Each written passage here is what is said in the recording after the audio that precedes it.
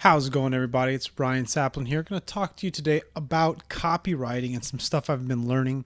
Why copywriting? Well, because you have to sell if you want to make money. Things don't sell themselves. Well, sometimes they do, but not without a lot of relationship building. So why not use best of both worlds, good selling and then also good relationship building by providing value to people. But remember, no matter how much of a relationship you provide with somebody, you got to be able to provide a reason for them to part with their money. And that's always difficult. So this is how you do it. You learn how to write, learn how to do good copywriting. So there are 6 types of direct and indirect leads. And what a lead is simply the first 100 to 600 words after the headline. So I'm assuming you're watching this video, which means you're learning you're learning things about copywriting. So after the headline is obviously arguably the most important part, because that's what captures attention. The rest is the lead, which is the first 600 words or 100 to 600 words. If you cannot get them to read the headline and then read the next 600 words roughly, it doesn't matter how great the sales letter is if they never get interested enough to continue reading. So let me go over them with you, indirect versus direct. So this is the idea of indirect versus direct.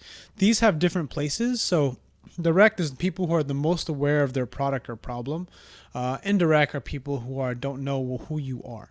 So essentially, it's easier to sell direct to people like, buy this, because they know who you are, they know your brand, and that's what direct is. Indirect is really more like they have no idea who you are. They don't know what your product is. So it requires different kinds of skills, so different kinds of writing. So these are the 6 types of direct and indirect leads. This is taken from the book. It's called 6 Great Leads by Micheal Masterson. It's an amazing book. I read the whole book in a single day because I don't even read that much. And the reason why I read the whole thing was because I was determined to get good at this.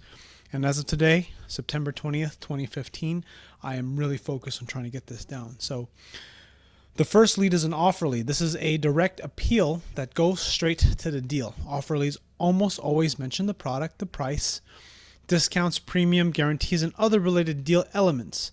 It's essentially a pitch. Typically not very good if you're selling to someone you don't know. Next is a promise lead. This is a little bit more common. Essentially, you're promising something. It's only slightly less direct than the offer lead, and the product usually isn't mentioned as early.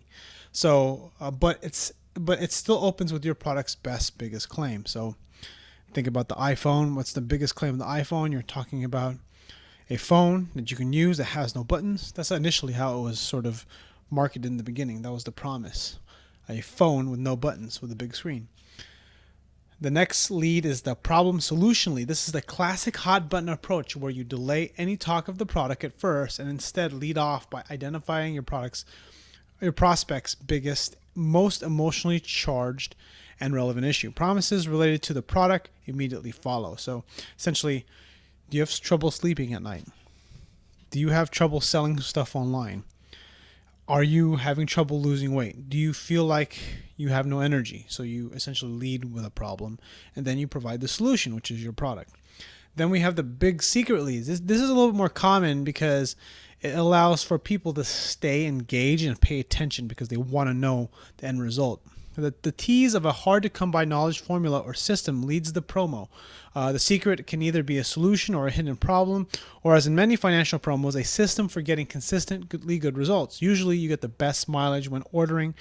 When ordering, the product reveals the secret. So essentially you don't even tell them what the secret is until they buy it. The Proclamation Lead. This is what I've been using, what I've been learning. Well, I didn't know about Proclamation Leads until I wrote one. Decidedly indirect, a Proclamation Lead seeks to jar unaware readers out of the seat. Maybe with a factoid that's just incredible, maybe with a shocking future forecast or prediction, or maybe with a bold statement. The goal is to disarm the prospect for just as long enough to work your way back to the product and your pitch. And then the last one is probably the most powerful and most difficult to write. This is called the story lead. This may be not only the most indirect way to sell a letter, but also one of the most consistently powerful. Everyone loves a story. What's more, stories can engage readers who don't know you or your product, or who might flinch at a more direct, unbelievable claim. testimonials, guru bios, historical proof, or track record all yield story leads. Just make sure to tell your story quickly and keep it in context of the bigger promise. So that's more indirect. So think about indirect leads or indirect beginnings of sentences after the headline are story leads, proclamation leads, and secret leads. People you sell direct, people you build a relationship with, that already know you, offer leads, promise leads, and problem solution leads. So if you like this video, click like. If you want to buy the book, check the link in the description. It is an Amazon affiliate link. I don't know. I feel like if I make more of these videos, I'm going to really get this down. So I learn best by sharing. So thanks for watching. See you guys on the next video.